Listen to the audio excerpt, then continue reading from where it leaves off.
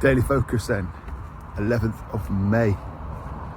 So, bank holiday weekend, it's been and gone. And a lot of us are getting back into a routine after at least a different Friday, maybe extending it last day on Saturday, and then steady day probably yesterday. We're getting back into that routine of good nutrition, exercise, training, whatever that looks like for you.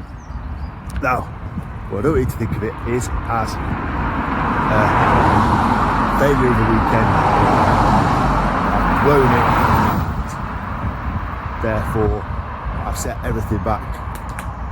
All the hard work I've done before is gone. There's a small element of that, in that it might just be a little bit harder to get up and get motivated today. But that feeling will pass. It'll pass very quickly.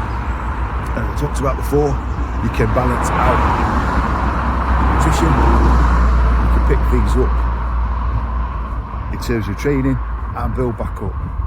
Most of the training that we do, because it's progressive, the body's adapting, and once the body's adapted in a positive way, it doesn't actually want to go backwards, lose that adaptation.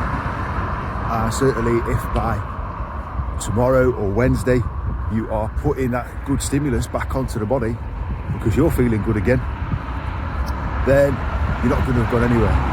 That's the thing with resistance training, bodyweight training. When it's hard, the body adapts to meet that challenge and then wants to keep that adaptation in case that stimulus pops up again.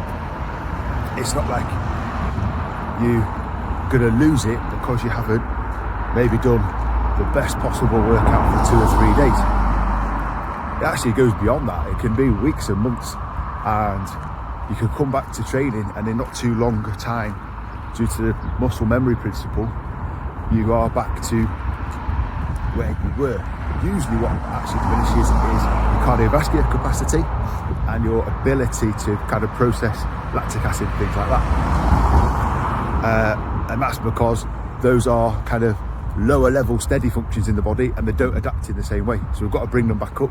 This is why someone who wants to do a mainly cardiovascular based sport, running or swimming, particularly cycling, yes, it's hard on the muscles, but you've got to be out there doing it kind of all the time, getting variations of your training, doing all those things.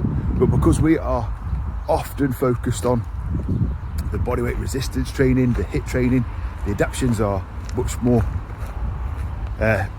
secure in a sense.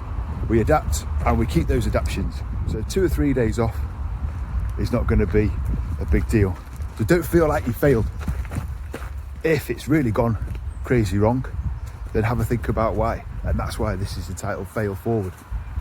Sometimes you just have to do a little bit of an analysis and a little bit of investigating of what's gone wrong and how to work that in a different way next time, which we've got another practice, bank holiday weekend at the end of May. So we'll see where we're at that point. Hope you're having a good day. We'll catch up soon.